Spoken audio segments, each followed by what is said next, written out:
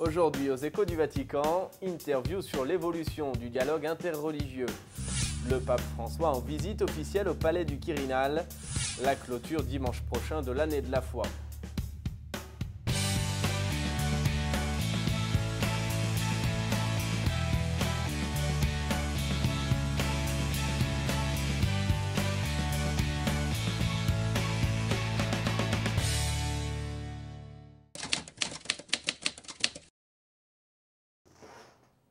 Bonsoir à tous, bienvenue sur ce plateau. Je suis heureux de vous retrouver pour vous faire partager les échos du Vatican.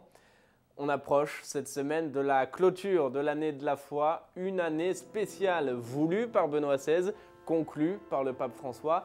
Une unité marquée dans la continuité, chaque diocèse y va de son initiative. À Rome, une messe conclusive sera célébrée dimanche prochain, place Saint-Pierre. On fait le point avec Antoine-Marie Isoire, directeur de l'agence Immédiat. Bonjour, à l'approche de la clôture de l'année de la foi dimanche prochain, l'heure est donc à l'action de grâce et au bilan. Au Vatican, on affirme que ce sont plus de 8,5 millions de personnes qui sont venues ici, à Saint-Pierre, derrière moi, en pèlerinage à l'occasion de cette année spéciale voulue par Benoît XVI et conclue par le pape François, des personnes qui sont venues ici professer leur foi en Jésus-Christ. Cette année de la foi va se conclure avec un document majeur du pape, on l'a appris ce lundi, sa première exhortation apostolique consacrée à l'évangélisation. Elle sera remise symboliquement par le pape dimanche, place Saint-Pierre, au cours de la grande messe conclusive à quelques 36 représentants de divers états de vie et de diverses nationalités, 36 catholiques. Et puis 2 jours plus tard, cette exhortation apostolique intitulée Evangelii Gaudium sera rendue publique et diffusée à travers le monde en de nombreuses langues.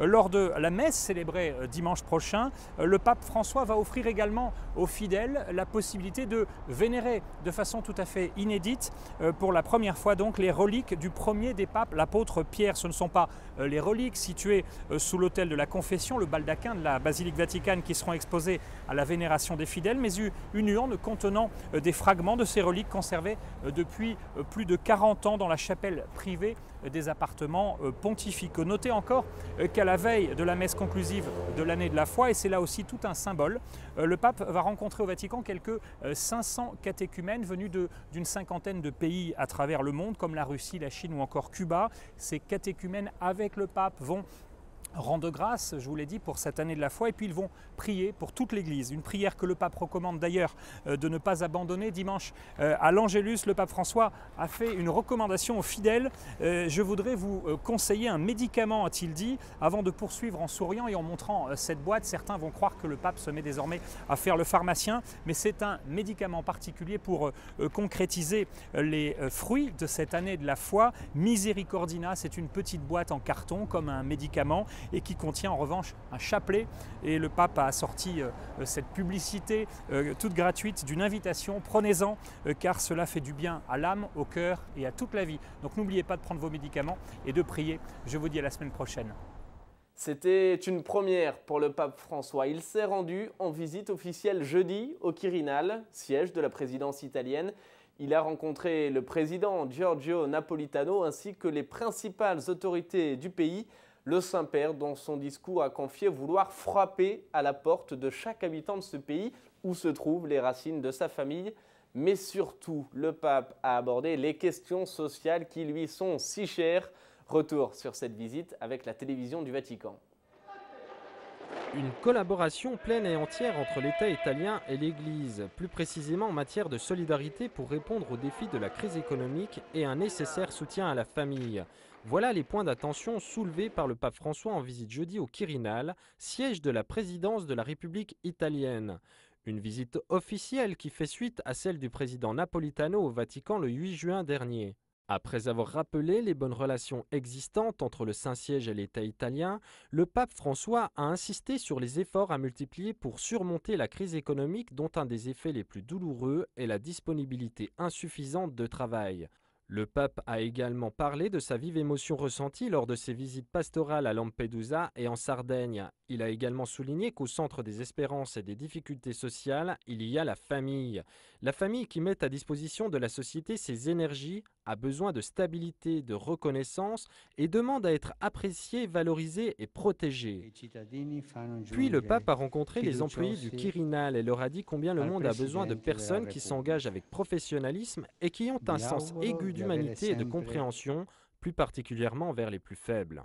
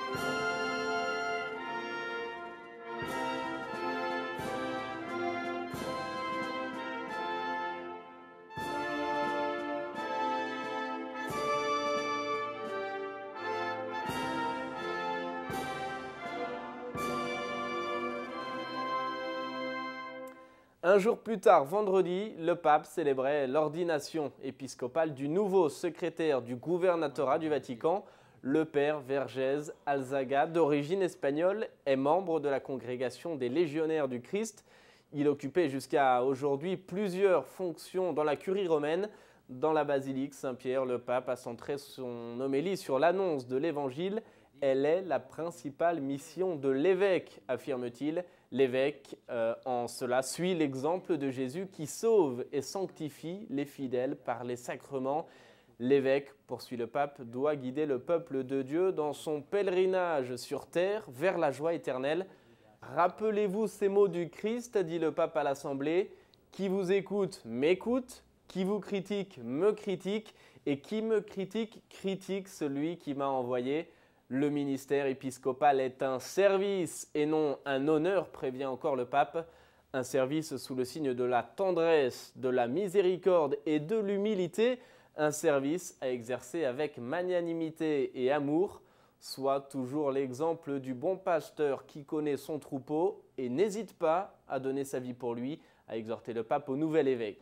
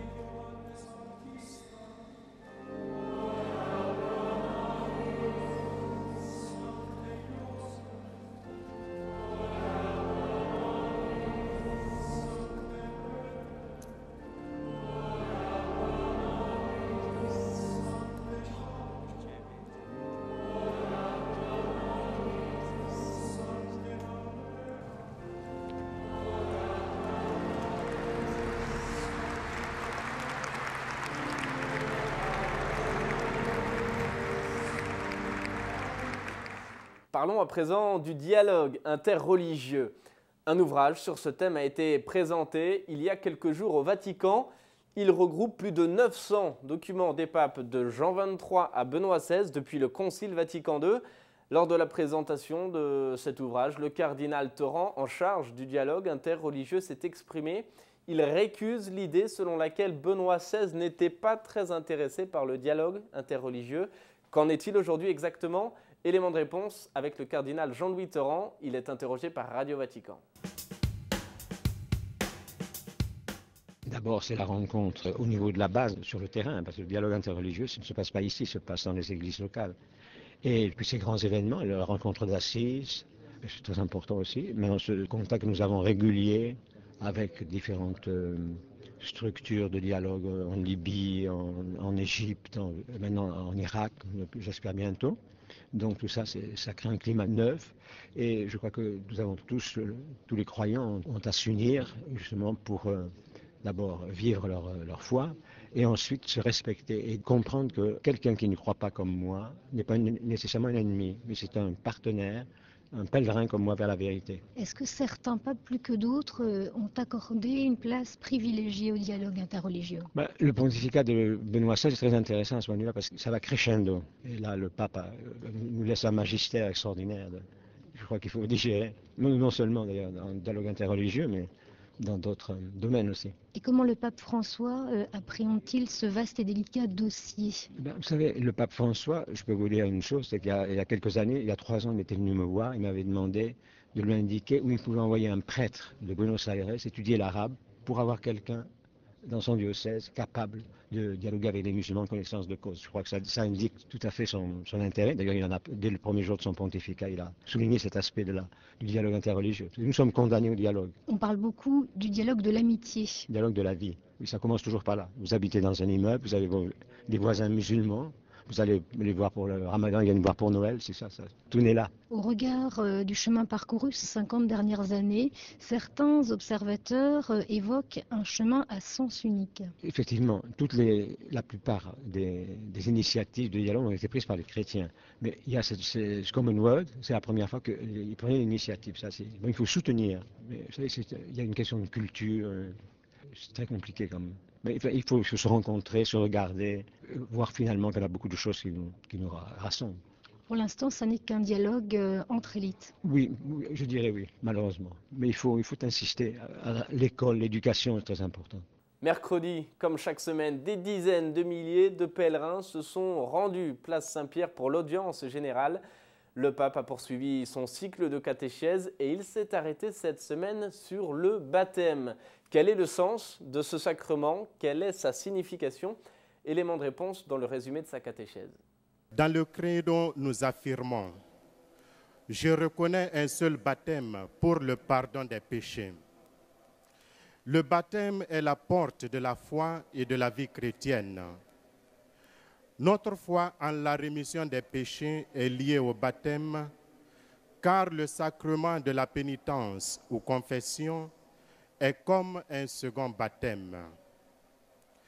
Le baptême est aussi une immersion spirituelle dans la mort du Christ, vraie lumière, avec qui nous ressuscitons comme des créatures nouvelles. Il s'agit d'un bain de régénération et d'illumination. Le baptême remet le péché originel et tous les péchés, ainsi que les peines liées au péché.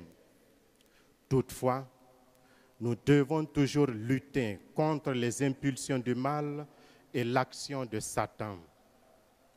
Notre Mère Église nous enseigne à confesser nos péchés avec humilité, car c'est seulement dans le pardon reçu et donné que notre cœur trouve la paix et la joie. Les obsèques du cardinal Domenico Bartolucci ont été célébrées dans la semaine dans la basilique Saint-Pierre. Mort à l'âge de 96 ans, le prélat fut un musicien et compositeur de talent, un expert de la musique sacrée, défenseur de la tradition polyphonique de l'Église. Il fut pendant de longues années directeur de la chapelle Sixtine. Les funérailles ont été célébrées par le cardinal doyen Angelo Sodano. À la fin de la célébration, c'est le pape François qui a donné l'absoute au cardinal défunt.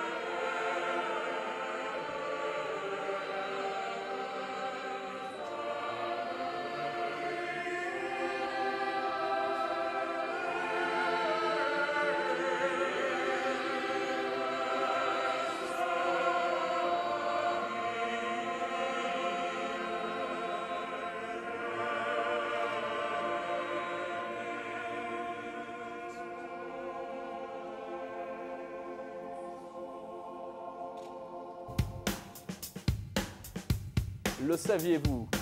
Le collège cardinaliste compte aujourd'hui 200 cardinaux.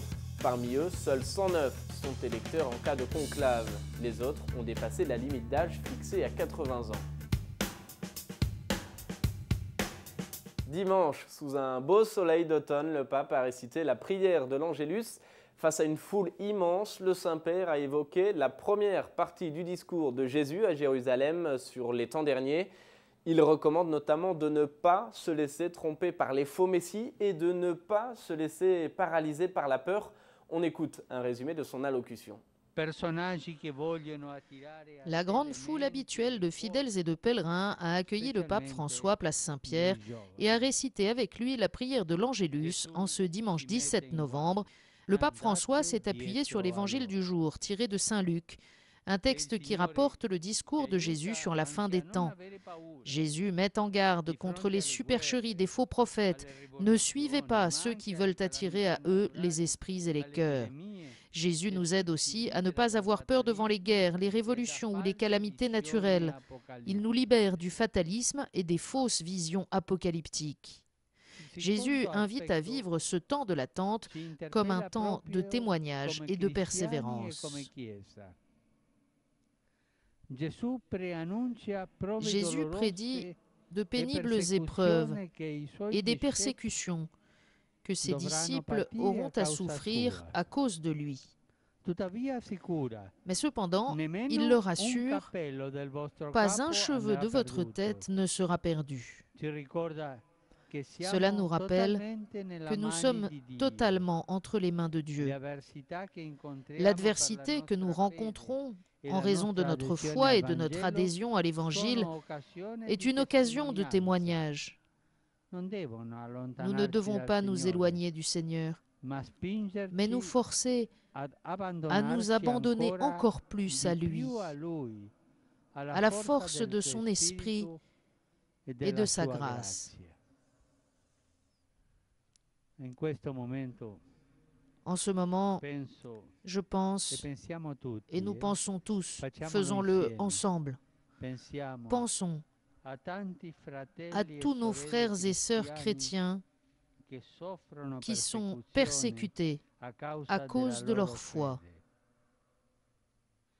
Il y en a tellement, peut-être plus encore que durant les premiers siècles. Jésus est avec eux. Nous aussi, nous sommes unis à eux par notre prière et notre affection. Nous admirons leur courage et leur témoignage. Ce sont nos frères et nos sœurs qui, dans tant de régions du monde, souffrent parce qu'ils sont fidèles à Jésus-Christ. Nous les saluons de tout notre cœur. La question de la semaine, c'est Mireille qui nous la pose. Elle demande quelle est la signification de l'imposition des mains lors d'une messe d'ordination. Eh bien, ce geste est le cœur de l'ordination sacramentelle. Il symbolise la transmission de la tradition apostolique. Par ce geste, on comprend donc que l'ordinant se situe dans la lignée des chefs et des prêtres institués par Dieu. Et puis, l'imposition des mains exprime aussi de manière plus visible l'invocation de l'Esprit Saint. Vous avez sans doute, vous aussi, une question à poser, alors n'hésitez pas, envoyez-la moi sur la page Facebook de Sel et Lumière ou par courriel à l'adresse suivante info@seletlumière-tv.org. Voilà, c'est la fin de cette émission. Merci de l'avoir suivi. On se retrouve la semaine prochaine. Je vous souhaite à toutes et à tous une excellente fin de soirée.